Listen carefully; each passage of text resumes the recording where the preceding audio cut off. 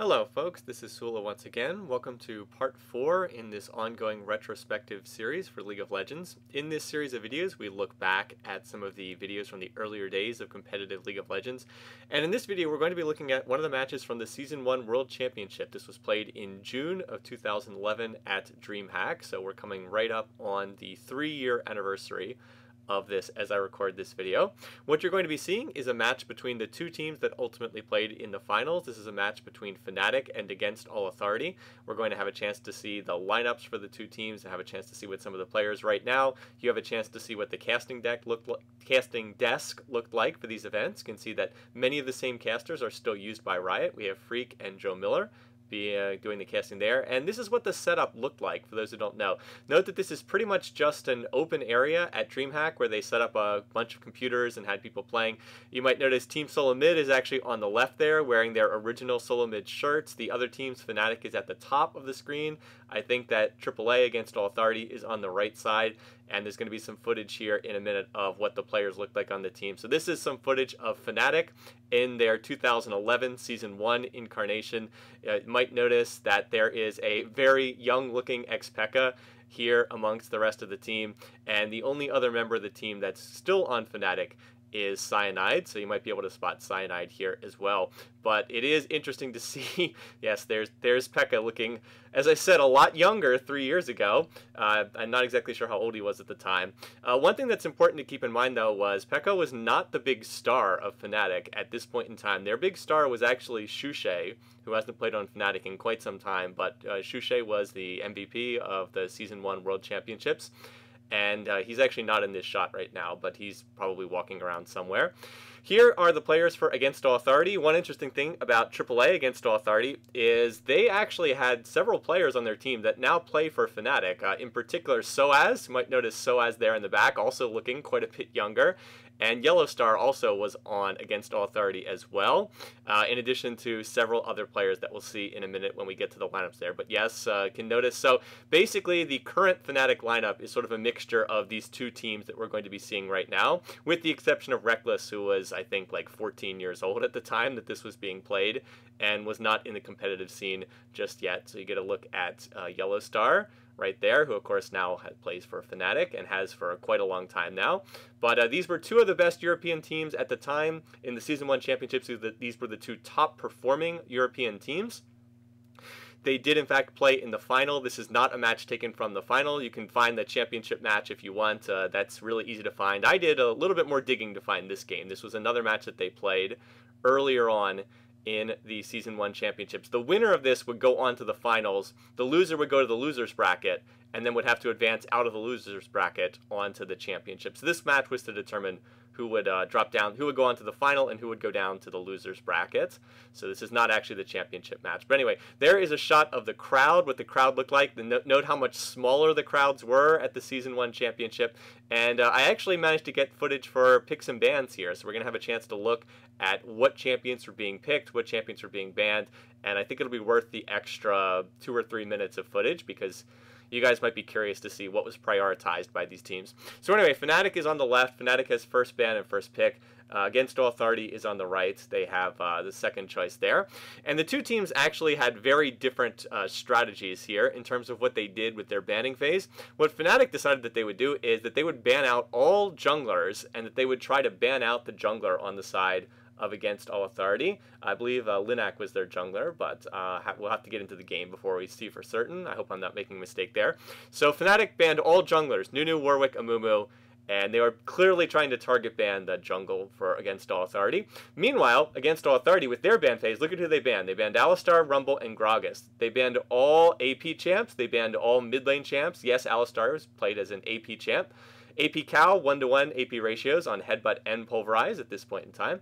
So they were directly trying to target ban out Xuxe, the mid laner for Fnatic.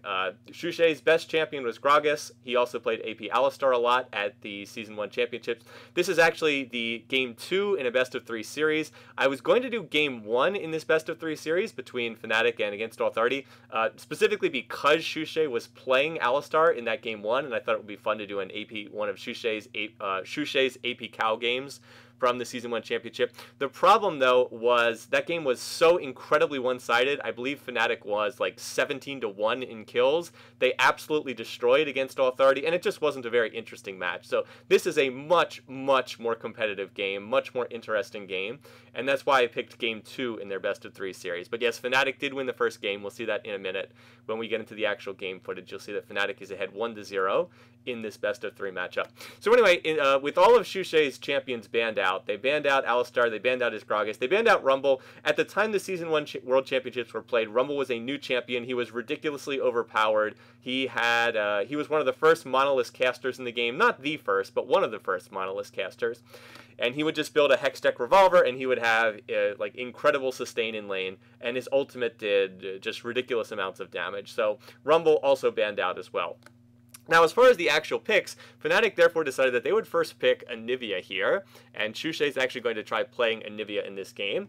Against Authority, then counterpicked two carries. They counterpicked with Corki and Karthus here, that they're going to have in their Sullla. Well, no, I'm thinking of the past game we did. Corki is going to be in the duo lane in bot. Karthus is going to have a solo lane. On the other side, Fnatic has now picked up Malzahar and Jarvan. Jarvan is going to be jungling. The Europeans were the first ones who tried out Jarvan as a jungler. He had been played as generally as a solo laner in North America, but the Europeans realized that he actually made for a really, really strong jungler, and that's what we're going to be seeing him played here in this game. And Nocturne and Janna are going to be then the picks on the other side for against Authority, with Nocturne being in the jungle role as well there. So one thing that we've noticed that's already changed from the last game I casted, which was in qualifying for Season 1 World Championships and was taken from North America. It was a game between Team Solo Mid and Epic Gamer.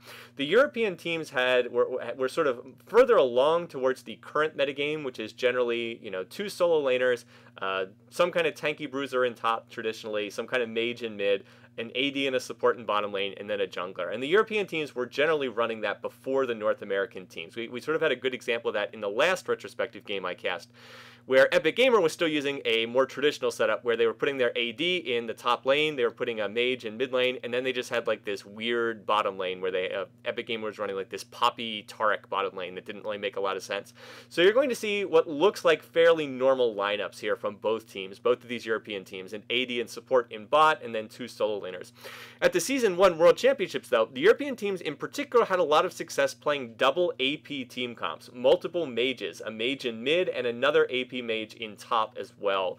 And then they were using just bruisers in the jungle as sort of the only front line, only tankiness part of the line. So note what Fnatic has chosen to run. They've gone ahead and picked an Ashe Sona for their bottom lane, and they're going to be, the last pick for against Authority is going to be an Annie pick that will be locked in a second. So it's actually going to be Karthus and Annie in solo lanes. And if you're thinking, well, wait a minute, how can they both be in solo lanes? Those are both really squishy mages with no escapes. Well, right there you see what kind of some of the problems are. At this point in time, the teams were still not really we're still more picking champions that they liked, more so than champs that necessarily had a lot of synergy. A lot of the time these team comps wouldn't really fit together. Teams would pretty much just pick champions that they liked. So anyway, we're about to get started. Showed the picks and bans phase there. Hopefully that wasn't too boring, and now we're going to get into the actual game itself. So look at what we have. Lo and behold, a huge improvement over what we had previously. No longer observer mode, now finally spectator mode. And yes, spectator mode was used for the first time at DreamHack Season 1 World Championships. This was the first time it was used. It's still rough around the edges in some locations. You might notice that the champions are just lined up in whatever order they happen to jump into the game lobby. They are not matched up by lane, so Sona is second on the tab for Fnatic, and on the other side, Nocturne is in the middle slot. It's kind of hard to get the direct matchup of lanes when you look down at the scoreboard at the bottom of the screen. Also, this is back when Riot still used purple side for their spectator mode, not red side. So you have the blue-purple split instead of the blue and red split that you typically see now on the cast. Nonetheless, though, this is such a far improvement over the really wacky observer mode thing where there were actually 6 champions in the game, and one of them just had one of them was the observer, and people would pick Teemo to be the observer, and then they just remove all the fog of war. So if you saw the previous games I've done in this series, this is a huge improvement in terms of just the spectator mode client. And as far as how this is going to work, it makes it just much easier to see what in the world's going on in the game, as opposed to what we were having previously. So this was a major, major step forward. Even if you take it for granted now, just remember it wasn't always that way in the game. So let's look at what we actually have here in terms of champions and in terms of the summoners here for this particular match. We're going to be seeing, again, double AP setup for both of these teams. Double AP setups worked very well at the Season 1 World Championships. As I said, Fnatic and Against Authority were the two most successful teams, and they were the ones who were consistently running these double AP setups. For Fnatic, they're going to have Shushay up in top lane, and he's going to be up against, who is this? Up against Moma's Karthus for Against Authority. And so, again, yes, Karthus in top lane. We have seen him there a little bit, but not very often. Anivia, not exactly a common pick up in top lane either. In mid lane, it's going to be Xpeka playing in mid. He's going to be playing as Malzahar. So, yes, the brief window when Malzahar was a popular pick at Season 1 World Championships, that's literally the only time I can ever remember where Malzahar was a popular and contested pick in the competitive scene, was at DreamHack Season 1. And he's going to be up against Soaz. Yes, Soaz playing for Against All Authority, who's going to be playing Annie up there. Now anyway, in the bottom lane, there's a gank coming on. Linak has immediately ganked bottom lane. He's going to get the fear proc from Nocturne, but Lamia is going to be able to flash away using that extra flash range that was in the game back then. So successful gank because was able to burn both the flash and an exhaust for Lamia on the part of Fnatic. That was just a simple start blue, immediately gank at level 2, and it looks like that caught Fnatic off guard because they weren't expecting such an early gank from the jungler, and Linak was able to blow 2 summoners there very successfully. So the 2 junglers, we're going to have Cyanide jungling for Fnatic, and Cyanide still is the jungler for Fnatic. Nice word placed by Kuja on Against All Authority, which would have spotted that gank from Cyanide if he'd chosen to come in. So yes, Cyanide, old man Cyanide, still the jungler for Fnatic, still very effective up to this point in time, as Fnatic is struggling a little bit right now as I record this video, but Fnatic always seems to happen to them. They have a period where they're struggling and then they bounce back, and everybody wonders why they questioned them in the first place.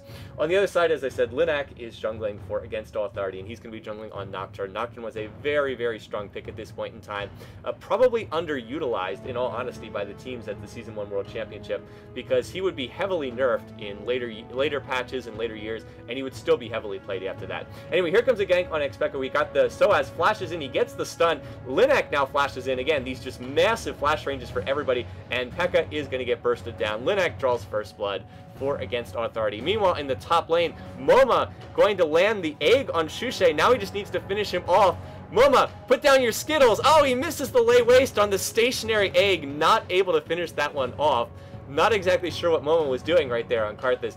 Apparently unable to hit lay waste against a stationary, non-moving egg target there, but no, was not able to polish off that kill. So Shushay gets egged, his passive is down, but he does survive, and he is not going to fall. Finally, in the bottom lane, should mention the matchup there, we have Lamia Zealot playing for Fnatic as Ashe alongside Melisande, who's going to be supporting as Sono. On the other side, for Against All Authority, it's Yellowstar who's going to be playing as the quirky AD carry. And by the way, yes, Yellowstar and Soaz on Against All Authority. Of course, they are current members of Fnatic and have been for quite some time. And Kuja is the support Janna on the other side for Against All Authority. Right now, there's an attempted gank up in the top lane, but Linak, it's going to be very hard to go for this. Maybe they can go for a turret dive. Anivia doesn't have her egg up, but it doesn't really look like there's too much there. And Linak's probably going to have to turn around. And yeah, he's looking to just recall back to base. As far as summoner choices, I'll mention just a couple things. In Season 1, if you've been watching the other videos in this retrospective, you might have seen, oh, by the way, check out the player cam down there in the bottom left-hand corner. So there was no player cam on individual cameras for this event. There was just a guy with a camera who walked around putting the camera in people's faces. Anyway, Linak's going for another gank on Xpeka, but P.E.K.K.A is going to be able to chase that off without too many problems right there. And I'm not sure which player that face cam is on, to be perfectly honest. I don't recognize which player that was. As I was saying, so the summoner choices, the supports typically took Clairvoyance in Season 1 for the extra vision. Clairvoyance was a pretty strong summoner spell. You'll note that both Sona and Janna have that. Some of the other summoner choices are a little bit weird. I guess we do have a jungle gank coming out here right now. There's the flash out from Moma, but the flagpole toss from Cyanide's Jarvan is just enough range to catch up to Moma and Shusha is going to pick that kill up, and it's going to even this game up 1-1 right there. Again, one of the problems with running a champion like Karthus in the top lane is he's very, very vulnerable to ganks, and this is something that really the teams hadn't adjusted to yet. That's why you don't typically see teams running very squishy mages with no mobility in the top lane anymore, because they're inherently vulnerable to ganks there, and teams have gotten better at diving them under towers and taking advantage of their weaknesses. Yellowstar coming up to mid, but he's not going to be able to get a kill on Pekka's Malzahar, and he's going to be able to recall back to base. Other summoners, now that we have a break in the action that I wanted to mention, typical stuff. You do note that just about everybody is running flash. No, everyone is running flash, so we do have 10 flashes. That's, again, a change from what we saw earlier. If you watch some of the earlier retrospective videos, you saw a lot of people running Ghost. You may have seen that we had, in one of those previous games, a Jungle Nuna that was running Smite Teleport. Well, none of that nonsense anymore. Up to 10 flashes, as usual, so everybody's running flash. Other than that, though, there are some unusual choices. Note the exhaust being run by Lamia Zealot, the AD Ashe on the part of Fnatic. This is sort of something that you saw. ADs a lot of the time would run Ghost Flash. Alternately, in this case, we have an Exhaust Flash. On the other side, Yellowstar is running Cleanse and Flash on his side. Later on in Season 2, what you would see is, okay, so beginning in Season 2, Clairvoyance got nerfed. It was nerfed very heavily, making it so Clairvoyance was no longer very worthwhile. And the shift was then that the supports would shift over to using Exhaust, and that has generally stayed the same since then. Either Exhaust or Heal or Ignite, but typically supports would take that summoner, and then the ADs would take something like Heal or Barrier or something that would help give them more survivability. Down here we have a gank going in. That's a really nice tornado coming in from Kuja to get the knock-up on Lamia, but it looks like this is going to be chased off, and it's going to be disengaged. This was an era where supports or sustained supports were very popular, and it was very difficult to shove people out of bottom lane. There's a reason why the ADs don't necessarily have to go for a lot of lifesteal, because they have a lot of shields and a lot of heals and that sort of thing. And like I said, it was an era of sustained supports, which is the reason why you'll see that factoring into the itemization. We already do have a Philosopher's Stone out on Melisande, the support Sona. On Fnatic's side, Anivia is already building towards a Rod of Ages. We've got Berserker Greaves on Lamia, the AD Ashe. The junglers are going towards their Wriggle's Lantern, so you'll see people building towards that. And the game is kind of settled in after a little bit of action early on. But rest assured, I did pick this game because there was a lot going on in this game, and the game does pick up as time goes on. So, as I said, these were some of the most successful teams. One thing that people tend to forget about the Season 1 World Championships is, oh, well, there's a really nice wall there against Moma, but Shusha is unable to hit this Q, unable to hit his Flash Frost right there for the stun. So it looks like Moma is going to be okay, and it doesn't look like Fnatic wants to dive this. Again, so the standard kind of narrative about the Season 1 World Championships is that European teams were just so good that the North American teams had no chance. They couldn't keep up with them at all. That's not really true. I mean, it's true that Fnatic and Against All Authority ended up finishing first and second at this event, and they did end up playing in the championship, as we see a random Ash arrow go flying past. While that is true that they ended up playing for the championship, the gap between the North American and the European teams was not really that big. In fact, on the first day of the tournament, when they were in group stage, the North American teams won both group stages. Team Solo Mid won one of the group stages. Epic Gamer won the other group stage. Epic Gamer actually went 3-0 in the group stages. And Fnatic honestly finished in third place out of the 4 teams in their group stage, and they were almost eliminated on the first day of competition. In fact, the only reason why Fnatic survived the first day of competition is because the Season 1 World Championships had this really wacky double elimination bracket, whereby the only 2 teams were actually eliminated the first day. So yes, the 5th and 6th place teams actually survived the first day and went on to the knockout stage, and Fnatic actually finished 6th out of 8 teams on the first day of competition. So Fnatic, actually, that wasn't entirely their fault though. Xpeka was not at the event the first day. He had like missed a plane flight or something, so he wasn't there the first day, and that is part of the reason why they didn't do so well. But anyway, my point is that there really wasn't that huge of a gap between the North American teams and the European teams. The European teams were better, but it was very close. Solo Mid in particular came in 3rd place and just barely missed. They lost, ended up losing the match to get to the championship in a very close 2-1 best of 3 series. So there wasn't as big of a gap as people might have thought. Anyway, right there, it's a really nice wall to block off the retreat from Linak as an Ash arrow flies through. The Nocturne ult is now burned, and Cyanide getting caught going a little far forward. He's going to get Tibbers right there, then gets feared. He's burning with the Ignite from Annie. Soa is going to finish that off, finishing off his future teammate on Fnatic, and that is going to be a kill for AAA. They've now killed the jungler, Cyanide is down, and so they're going to look to move and head for Dragon. And let's see if they'll be able to pick up the first team objective of the game. They are heading in that direction, and we'll see if they choose to go for it. Both of the top laners are down here around the middle area right now, so we'll see if they go for that. Anyway, Shushe going after Soaz. Walls coming down on both sides, Wall of Pain and the Crystal Wall. Slow comes out from Janna, the Tornado for the knockup, and Shushe is going to get egged. This time he's not going to be able to escape. Meanwhile, in bottom lane, Yellowstar firing away at Lamia, but the exhaust is going to allow Lamia to get out of that one. And now Janna Monsoon being popped just for the heal. Moma very low, but does not fall. So that's a quick 2-0 for AAA against All Authority, making some nice moves here. They also did get the Anivia passive down, so that'll be removed for any future fights. And they've opened up about a 1.5k gold lead here, right around that, and you see the ward being cleared out next to Dragon. Again, oh, by the way, another improvement we've seen from past videos, note that there is now a visual distinction between the green wards and the pink wards. Prior to this, the wards all looked the same, and you could not visually distinguish a pink ward, a vision ward, from a normal sight ward, but that had gone through now and making it much easier to distinguish. Also, I will mention, I mentioned this in the last video as well, but on the minimap, the teams are warding. The wards appear as small dots on the minimap. You might be able to see them. So the teams are warding, not as much as modern day teams ward, but they are putting down wards, and that is displayed. It's just a little bit harder to see it visually on the minimap.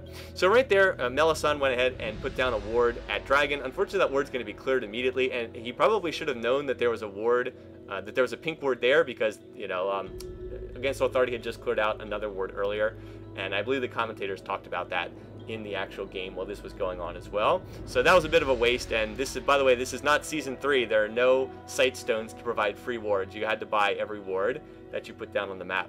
The way that supports overcome this, of course, is to build gold per 10 items. So the famous Philosopher Stones, note that we've got 2 Philosopher Stones already on the 2 supports. We've got a Heart of Gold already on Linak, the Jungle Nocturne coming in.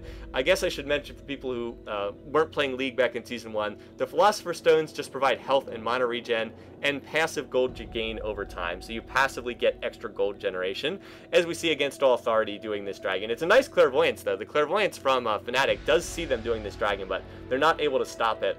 And yes, this will go to against All Authority. By the way, there's no indicator of which team takes the Dragon.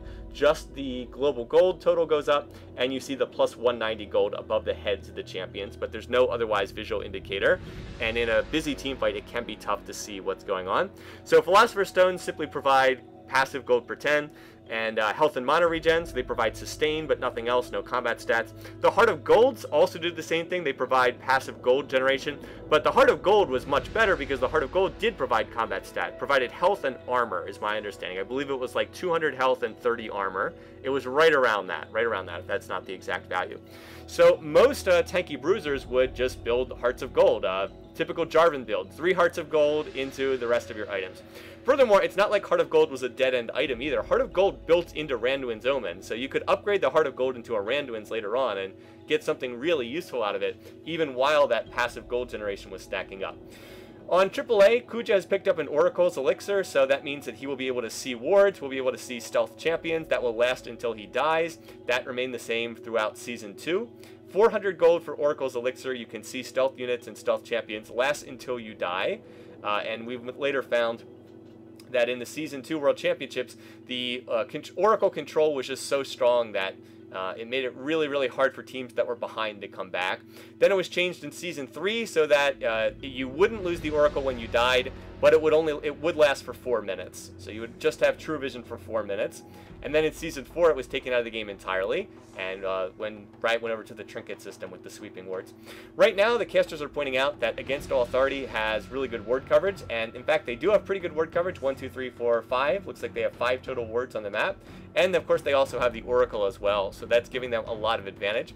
They're ahead by about 2.5 thousand gold, and really at this point in time, Against All Authority is in great shape. So they had 3-1 in kills, they got the first Dragon. No towers being pushed yet, and indeed in the earlier days there was not nearly as much focus on towers. Teams tended to focus Dragons, but the towers didn't get as much focus as you'd see now. And Against All Authority is in very comfortable shape right now. Their team is really strong mid-game. They're not great late-game, so they do have some incentive to try to finish this while it's still in the mid-game period. Annie is a great mid-game champ, not a great late-game champ. And Quirky's the similar way. Quirky's really strong mid-game, but his late game is not all that great. Fnatic has pulled a nice move here. They've grouped up early. They've managed to take this tower in mid, so they're going to grab the first tower of the game, and that'll pull them back a little bit of extra gold. Against Authority got caught with a champion in top. Karthus was up in top, and they had 3 champs in bot. And now Fnatic's pushing on further, pushing on into the mid lane. Nice spell shield from Linak going to block that Anivia, her Anivia E. Is it the Flash? No, not Flash Frost. Frostbite. The Anivia Frostbite right there. The skill that deals the most damage on Anivia if the target has been chilled already with one of her other abilities. And now Fnatic's going to back up and head off to other lanes because they've been shoved in while Fnatic was grouped up. Still, they got a tower in mid, and they were able to get about half of the inner tower in mid lane. So that was a nice push. Gave them a little bit of extra global gold, and they should be able to put that to good use going forward. Meanwhile, Against Authority has now pulled the same maneuver. They have now grouped up as 5, and they are focusing the tower here in mid. Shushay probably could have gotten a little bit better wave clear, but wasn't able to get rid of that creep wave. Dueling walls go down, the Crystal Wall, the Wall of Pain, both falling, and Against Authority is going to get that tower in mid lane as well. So even it up 1-to-1 in towers, push themselves right back out to that 2.5k gold lead. And we'll see what they're able to do from there. One thing I will mention as well, there is no timer on Dragon or Baron in this version of the Spectator Mode client. That would be added in later patches, actually quite a bit later, and you would just have to keep track of when the Dragon respawns. I think it's at 19 minutes roughly, because it was taken for the first time around 13 minutes. So you will see no indicator of when Dragon and Baron are about to repop. You just had to keep that in mind, just the way the players have to time things during games. The spectators would have to keep that kind of stuff in mind as well. If you look in terms of item builds, you do see some strange things in this game. For instance, Yellowstar's build looks really bizarre. He built the Berserker Greaves, he's built a BF sword, but then he built a Catalyst for a Banshee's Veil, and that's something that's very common throughout this game. You'll notice that Banshee's Veils are extremely highly prioritized in this particular version. Now, I'm not sure if that's because Banshee's Veil was stronger. I think the item was a little bit stronger, but it does feel like there was a little bit of over-prioritization of Banshee's Veils by these teams, because you'll see many champions building Banshee's Veil as like their second item, and in particular damage dealers who need to carry, building Banshee's Veils very early on in the game, at times when it seems kind of weird. On the other side, Lamia has gone ahead. He's building Infinity Edge as first item, and that was not at all uncommon at this point in time either. Now note, again, he has no lifesteal on this build at all, except for the Doran's Blades. I mean, he has a little bit from Doran's Blades, but then he's just going straight into Infinity Edge. This was doable, again, because sustained supports were so popular, because if you've got Sona on the team, you don't need to have as much lifesteal, and because because the way the items were different. Bloodthirster, when you died, you lost a bunch of stacks. You could lose as many as 40 stacks on Bloodthirster if you died. And so that was one reason why Bloodthirster was not as popular of an item back in this day and age. Riot may be moving towards that direction with the upcoming AD itemization changes that they've pointed out. They seem to want to move away from the everybody builds Bloodthirster as first item, which is kind of what we currently have. Anyway, as of right now, Dragon is getting ready to respawn. Fnatic is actually in pretty good position to be around Dragon when it respawns. They did not get the first Dragon, but remember, they use Clairvoyance to spot it, and so they're right there ready to do this. And Against Authority is not quite there. Against Authority, a little bit slow to react, even though they were the ones who got this first Dragon. So the CV is going to catch them coming in. The Ash Arrow goes in. Fnatic does take the Dragon. Now the question is, can they win the subsequent fight? Linak is going to dash in, and there's a really nice crescendo, but Melisande still gets blown up anyway. That's 1 kill. 2 kills now. Cyanide, who was a little bit low from doing the Dragon, he's gone down. So Dragon to Fnatic, but 2-0 to AAA, and they're able to chase off the rest of Fnatic. So 2 kills exchanged for a Dragon. That on its face is a relatively even trade, but Fnatic had lost 2 members of their team. Against Authority has 3 members up, so they should be able to get something out of this push and make this not worth in Fnatic's favor. Not worth in terms of Fnatic. So let's see. Yes, Against Authority is pushing in mid. They're pushing in bottom. Yellowstar auto-attacking away on that turret. In mid lane, 3 members of AAA are hitting the inner turret. And can we see, it looks like they are not going to get that one. No. And they're going to get about half of that. Nice wall forces a flash from Sullla. A good tornado for disengage from Kuja. Down in bottom lane, Yellow Star will get that tower. So you can see, not a great trade for Fnatic. They got the dragon, but they gave up 2 kills and a tower, and they lost half of their mid-inner tower as well. So Against All Authority comes out ahead of that. They went from being ahead 2.5k to being ahead about 3k. So that's a slight increase in global gold right there. Fnatic posturing around Baron, but there's no way that they can do Baron. It looked like they were clairvoyants there as well. And Fnatic falling a little bit further behind in this match. They're now down 5-1 in kills and 2-1 in towers, even if they did even up the dragon score 1-1. Fnatic's response looks to be to try to get this top tower, the top outer tower right there. They have several champions moving up there. Going to use a Nivea ultimate for wave clear, and let's see if Yellow Star is going to be able to clear this. That was the big one. Got a nice missile, but nope, not going to be able to save this. So Fnatic will get another tower. Maybe not quite as valuable since it's the outer tower up in top lane, but they are able to get a tower back. And once again, we're sitting right around that 2.5k gold deficit, lead for Against All Authority, gold deficit for AAA. And that is a cheeky recall coming out from Fnatic, just standing right there and recalling in the brush. Once again, though, Fnatic now back at base, and Against All Authority looking to push. They do have 4 members, about to be 5 members of their team up here on top. Only 2 members of Fnatic here to guard this tower. The Wall of Pain misses a little bit. Could have been placed better to cut off the retreat. And that Anivia wave clear, her ultimate, is going to be able to nuke down the creep wave. Right now, though, the dive coming in from Against All 30. They're focusing Shushay, but he does have his passive up. Shushay is going to go down. It's a nice Sona ult. In the back lines, Lamia is getting off some nice kiting on Ashe, able to get off 1 kill there on Soaz. So it turns into a 1-for-1. Somehow Cyanide survives that. Not exactly sure how. Yellow Star now in an awkward position. Clairvoyance coming out to provide vision. And everybody trying to get away from Ashe. Another big one. Missile coming out from Yellow Star's Quirky, dealing very nice damage. He's going to Valkyrie over the wall, and that's going to be a disengage. So 1-for-1. It really did feel like that dive should have gone better, but as I said, a little bit misplayed from Against All Authority. They had to use some time to pop the egg on Anivia, pop the egg passive, egg Nivea. And I did feel like the Wall of Pain was a little bit misplaced. I didn't think the focus was quite as good as it could have been from Against All Authority. Fnatic also, to their credit, responded quickly. They were able to use Ashe's innate frost shot to kite backwards a little bit. And Cyanide, even though he was standing under the tower and looked like he was dead for certain, did manage to survive that somehow. So as I said, a good response from Fnatic. And if you look at the gold total, they've actually closed a little bit. So they're now only about 2,000 gold behind. They managed to decrease the gap a little bit from where it was before. I think that they got a killing spree. Yeah, they got a killing spree on Soaz. He was 3-0, so they managed to get the killing spree. And they're going for a blue buff steal here. Are they going to get this one? Who got it? We can't see who it was. And it looks like Fnatic got it.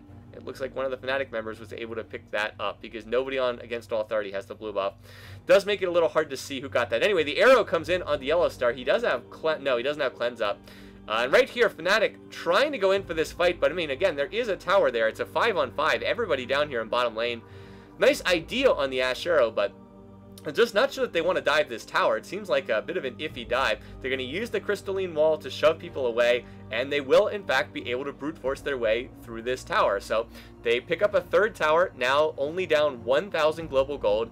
And as I said, we've got a really nice match on our hands right here. 1,000 gold difference. 6-2 in kills for Against All Authority, but Fnatic's had 3-2 in towers.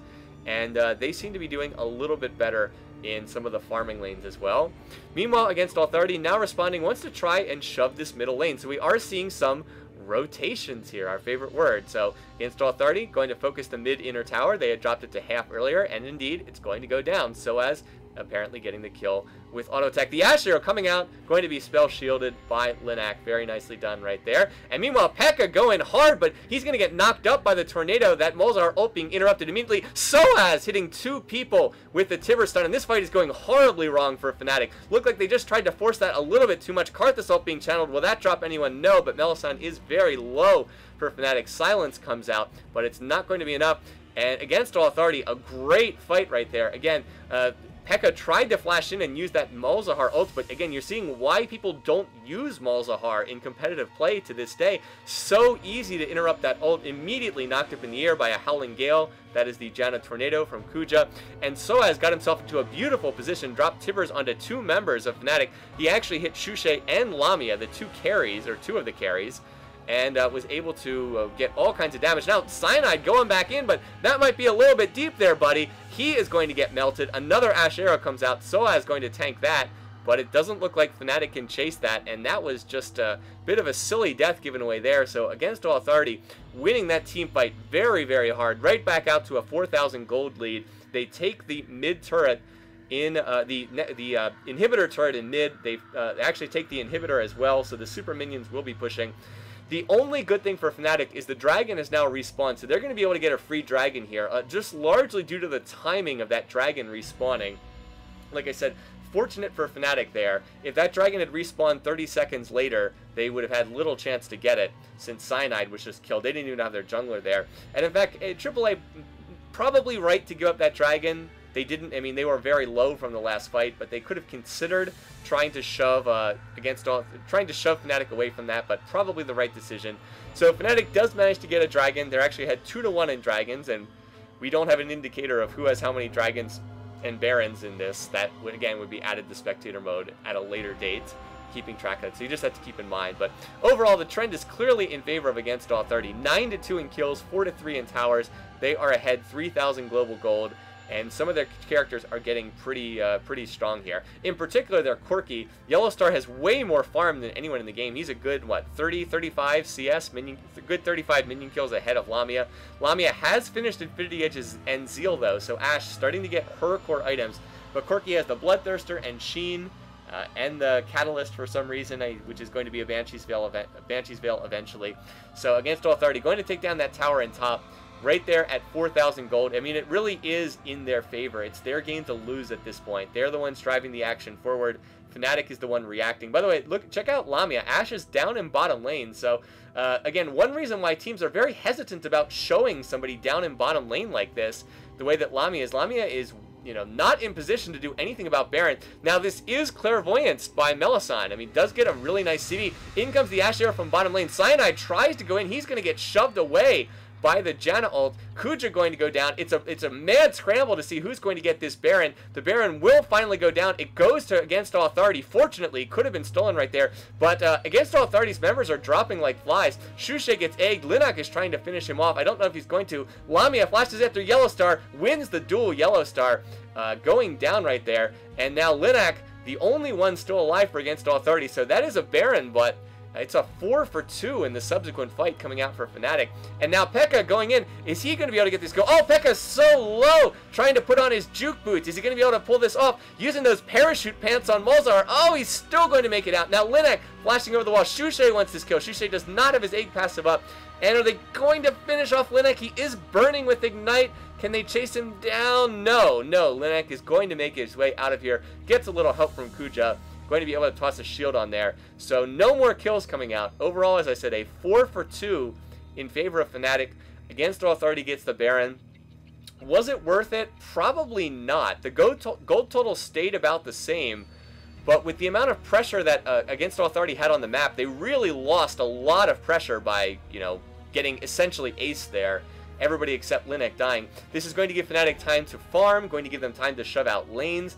Remember, this is not Season 4. When an inhibitor goes down, all of the lanes will push. The side lanes, the minions get extra health, and I think they get extra damage, but I know they get extra health. So the side lanes will also push, in addition to the lane where the inhibitor is down. And that really does give Fnatic time. Remember, Fnatic's comp, I believe, is better in the late game. Ashe is stronger than Quirky. Anivia is a monster late game. Jarvan, well, I don't know. I mean, it's debatable. It's debatable as whether their comp is better late game. But Annie is not especially great late game, and Quirky is not especially great late game either. Karthus, though, is. Karthus will have to take over for Annie. The problem for Against All Authority is Karthus has been pretty shut down in this game. He still hasn't even built his Rod of Ages yet. I'm assuming he's going for a Rod of Ages. And if you don't have a Rod at 30 minutes, that's kind of a problem. So Karthus, just the Merc Treads and the Death Cap, Karthus is not very strong at all. And so that's kind of a problem for Against All Authority. Karthus needs to take over from Annie as the big damage dealer late game, and he's just not that strong. Meanwhile, on the other side, you can see Anivia, you know, getting stronger. Malzahar has at least finished his Rod of Ages. But anyway, we have to get back to this fight right here, because Against All Authority still pushing in top lane, still trying to take advantage of that inhib being down in mid. You can see the super minions are pushing in middle lane. So Against All Authority trying to take advantage of this pressure, trying to get this top tower. Let's see if they can get this. The blue inhib has respawned, And again, that Baron play just kind of bought some time for Fnatic to get back in this one. Time to clear minion waves. Right now, P.E.K.K.A is clearing the minion waves in mid. This is a point in time where they also did not have the picture-in-picture camera set up that they use for the LCS now. Anyway, Sullla is going to flash initiate Melisande. Goodbye. Sona gets blown up, but this is a very aggressive dive.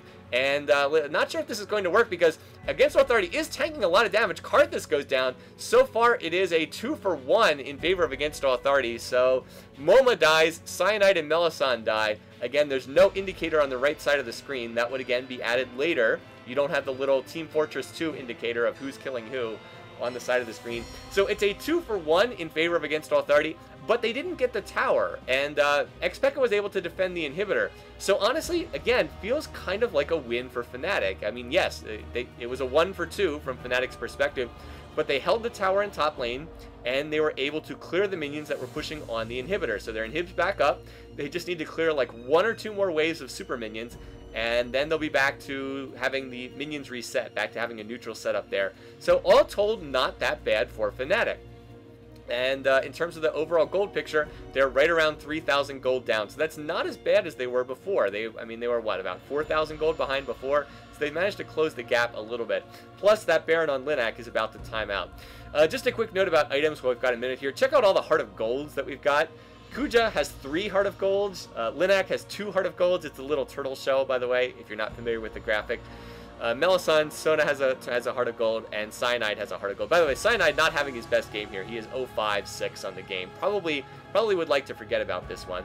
So Dragon has respawned Against Authority, trying to come in, trying to do this one, and you'd think they should be able to get this one. I mean, after all, they are leading this game. They are ahead, but they're actually going to get chased off this by Fnatic, and now it's going to come down to a Smite War, and who's going to get this? Well, it actually goes to Fnatic, so they're actually ahead 3-1 now in Dragons. They're going to toss down a really nice Anivia wall, that not such a nice Sona ult. That's going to whiff right there. The anti-Tibbers didn't really do that much, though. Meanwhile, Moa going to get silenced. He's going to go down, and P.E.K.K.A and Lamia doing a nice job of fighting backwards. They're going to kill Linak, his first death of the game. And don't look now, but that was a 2-for-0 in favor of Fnatic, and they managed to get Dragon at the same time, too. So 2-for-0 and Dragon, and that has really caught them back up. They're only 500 gold down now. Yellowstar, please face check this brush. Please face check this brush. Oh, nobody face checked the brush. They're just waiting to pull out the Gatling gun and burst somebody down. You see the Yellowstar build there. He's got his Bloodthirster, finished the Banshee's Veil, now building towards Trinity Force. And he does have the most minion kills by a pretty wide margin in this game. There's a shot in the player cam. That is the Against All Authority team right there. Can note Yellowstar on the far end. And the only other player I know is Soaz. I'm afraid I don't know what Linak and Moma and Kuja look like. There we go. You can see all the players coming in. So that guy with the camera just walking around putting the camera in people's faces. By the way, Against Authority, no team shirts or anything like that. No sponsors, nothing like that. Fnatic was actually unusual at the Season 1 Championship for being, I believe, the only team that actually had, like, real sponsors. Sponsored by a gaming organization. They had, like, actual brands on their jerseys. That was very unusual at the time. Something that, of course, become more and more common as League of Legends goes on. But yeah, Against Authority, everybody's just like wearing hoodies and sweatshirts and things like that. That was pretty much what you saw in the earliest days, because League of Legends, there wasn't the same kind of money in professional league that there is now. You didn't have the corporate influence that you have. So a lot has certainly changed since then. What we have right now is probably the next big thing is going to be action around Baron. You would expect the action to come in around Baron. Oh, another item I'll mention, because Kuja was just highlighted. He's upgraded his Philosopher's Stone into Alace's Miracle, a rarely bought item that I believe it provided tenacity in the same way that Merctread provides tenacity. Oh, and check out what Shushay has. He has a Moonflare Spellblade, another tenacity item right there. So that is, I've seen some weird Anivia builds in the past. Froggen likes to build all kinds of crazy stuff like Warmogs on Anivia, but that's the first time I think I've seen Deathcap into Banshee's Veil into Moonflare Spellblade. That is a very, very weird build. Even in Season 1, that was not a build that you saw very often. So anyway, both teams are posturing around Baron. This is where teams really got good use out of Clairvoyance. Right now, Against Authority is trying to set up a bush trap, a Fnatic bush trap, you might even say, up there. But there's the hawk shot from Ashe, and everyone on AAA realizes they were just spotted. So no, not actually going to work out. Flash Frost comes out from Shushay, but going to be blocked by the Banshee's Veil. And it looks like we might have an extended Baron dance here as well between these two teams, as we see walls going down on both sides. Looks like the Anivia Crystal Wall is getting close to max.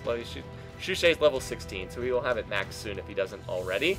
And we've got Oracles on both teams. The supports both have Oracles. The supports have been repurchasing them as they die.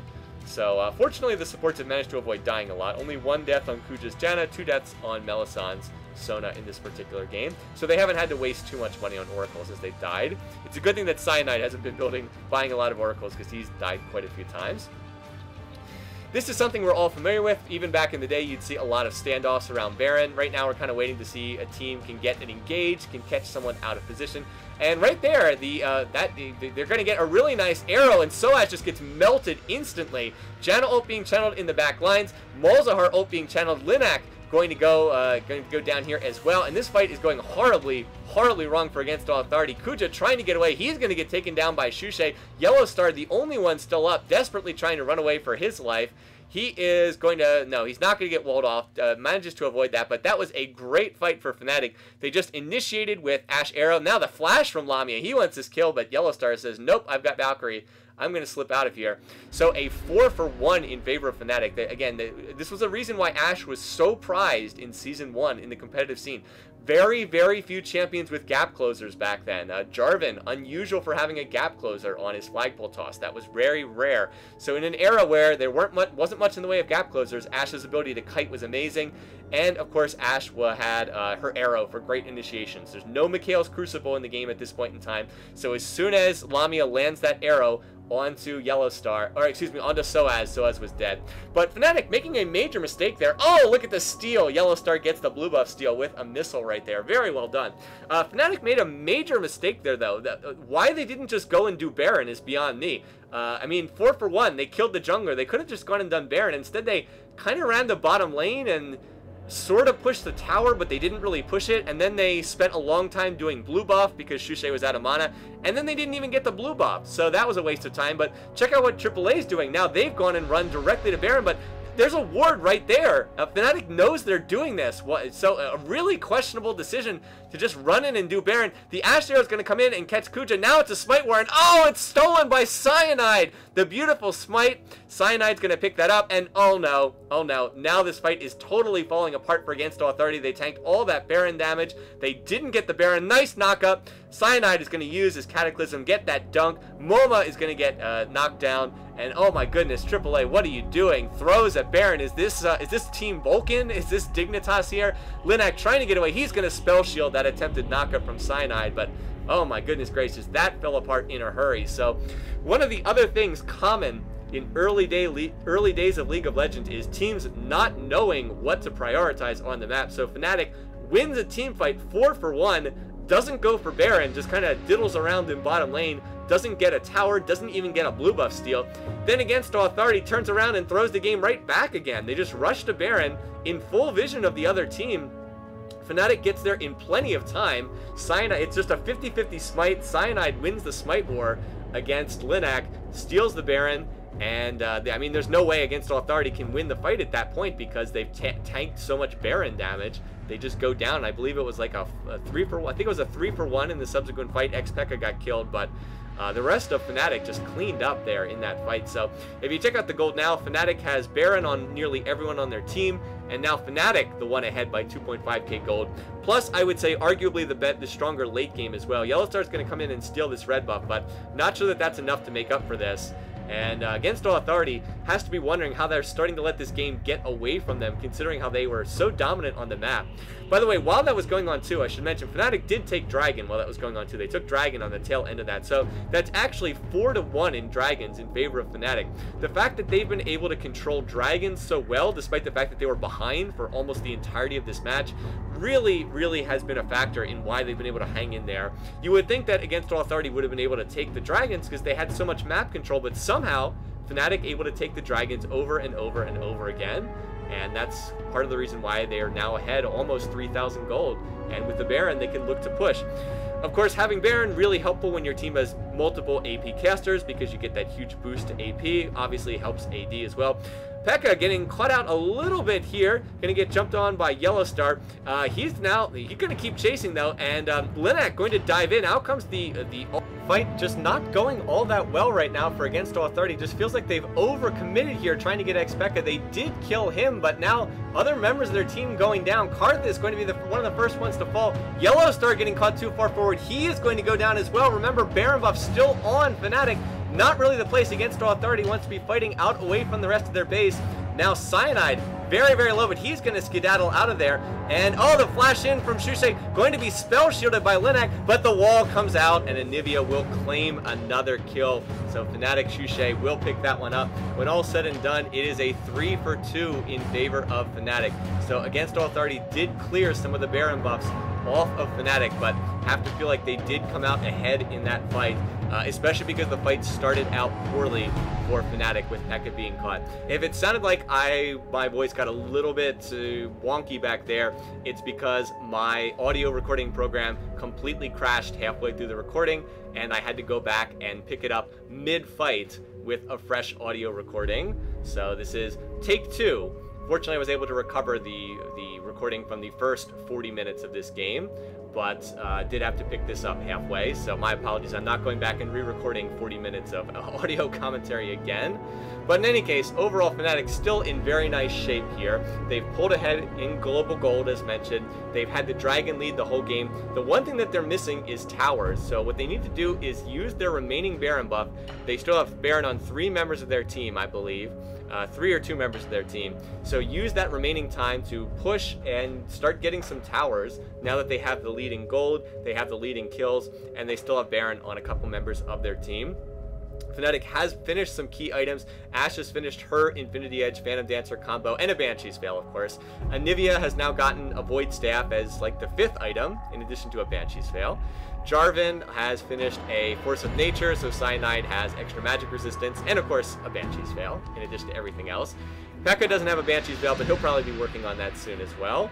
And on the other side, Yellowstar, getting very, very fed indeed, has finished his Trinity Force, and he's got double Elixir ready to go, Red Pot and Green Pot. The Elixir of Agility provided attack speed and critical strike chance, is my remembering of that item. So down goes the Anivia wall in order to zone out. That's going to allow Lamia to poke away at this tower. Kuja's going to try to shield that with Janna's shield, but Lamia's getting in some nice damage right here. That tower's already half dead, and they, of course, have Anivia to wave clear the minions as they come in, with a blue buff to provide the mana regen. The camera down there in the corner showing us the players of Fnatic right now. I'm not sure which one that was, unfortunately, because I don't know what Melisande and Lamia looked like.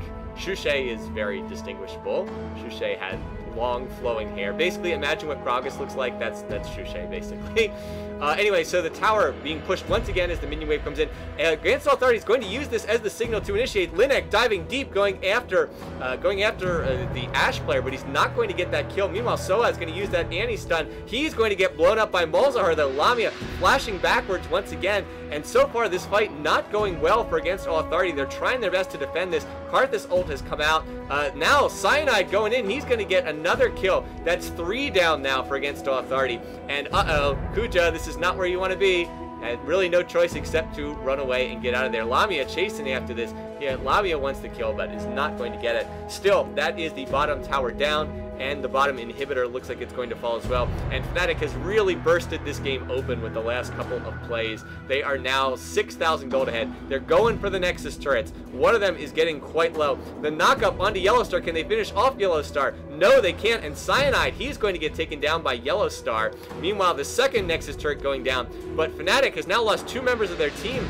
And people are starting to revive for Against All Authority. Yellowstar doing a nice defense, so both Nexus turrets go down, but Lamia got caught. He was getting shot at by the tower. Now Yellowstar continuing to chase. He's got see him glowing white. That's the double elixir that he has running. He wants to try and get kills right here. So the Nexus is laid bare for Against All Authority, but they do have 3 members of Fnatic down, so they can maybe push or get something. There is still an open inhib. Right here, Yellowstar dueling with Shushay. Shushay very, very low on 1 hit. Can Yellowstar get close enough? The Anivia Anivia wall is keeping him away from the action. Melisande desperately trying to run away. Shushay runs into the dragon pit. It looks like he's going to try to recall there. That flash frost didn't look like it hit.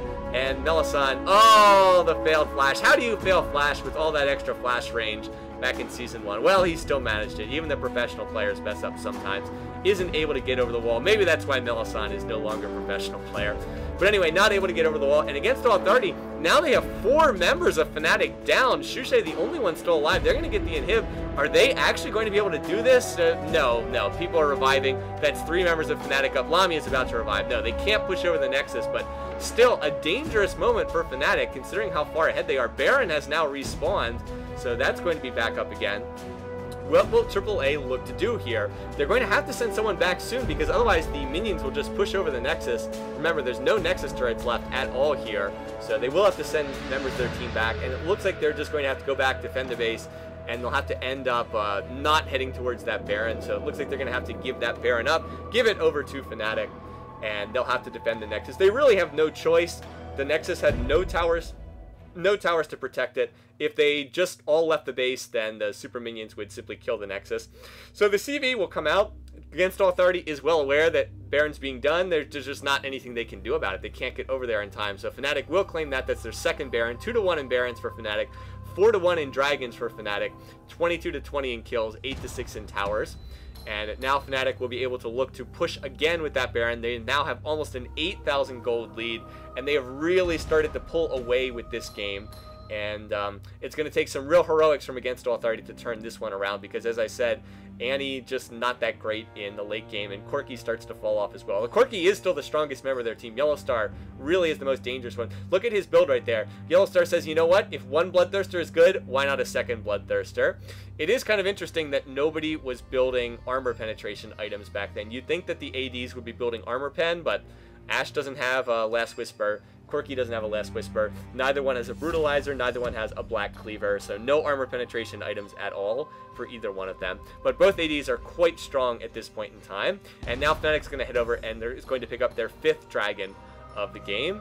And their dragon control has been a major reason why they've been able to turn this game around. I did mention that earlier, but it's a point that bears repeating. Their dragon control has been very good throughout this match. Elsewhere, note that Shushay's score now 8-3-10 despite the very strange Anivia build here. Shushay really did have an outstanding run in the Season 1 World Championships and was honestly the widely considered to be the best player in the world for a period of time in Season 1. Was widely seen as not just the best mid laner, but honestly the best player in the world for a while. Which is kind of interesting in light of how he's one of the players that is not playing professionally any longer, although he did play on Dragonborns in the early LCS Spring Season 3 in Europe. So anyway, enough of that. Fnatic continuing to push. They're trying to get this tower. Remember, the bottom lane still shoving very hard. Super minions coming in. No towers whatsoever on the bottom side of the map. Top lane also shoving in for Fnatic. In all honesty, they probably should rotate to the top lane and take down that tower. That is a free inner tower for them. But instead, they really seem like they want to get this tower. They're pushing on this. They're using the Anivia wall to zone away. Momo is going to get arrowed there by Ashe. That's going to keep Karthus out of this fight. It's a nice Sona ult for disengage. And this fight is just really getting kind of sloppy. Cyanide going to get the dunk over there in the base. Linek is trying to get the kill on Lamia, but it doesn't look like it's going to work. Yeah, he's going to get taken down. Ashe, too many items. And even though that fight got really disorganized, Fnatic able to disengage, able to kite successfully. That's a 5-0 ace, and Fnatic will take this. You can see them celebrating on the player cameras. Again, this did not win them the Season 1 World Championship, but it did put them in the final match, in the championship match. There's the crowd celebrating. So you can see the Fnatic players obviously very happy to make it to the finals. And of course from here they would go on to win the Season 1 World Championships. They would play Against All Authority again in the championship. Against All Authority defeated Team Sullla Mid in the losers bracket final. And Fnatic would beat them in the championship. It's much easier to find footage of them in the championship match. I actually had to search on YouTube for almost an hour before I was able to find footage of this match because honestly, everything other than the championship was not especially easy to find, or at least not easy to find in high-quality HD footage. But anyway, an entertaining match. It was fun to see how the match got turned around. Really, Against All Authority just messed up Baron and Dragon really badly. I mean, that was their fault in this match. As you can see, the players shaking hands afterwards. They didn't control objectives well enough. They really did not do well at Dragon. and their bearing calls were just awful. I don't know what else to say. They were just awful. Against Authority was very good throughout Season 1. They were at all of the big tournaments. They had a lot of success. Can't remember if they won any tournaments, but they came in second and third quite a lot of times.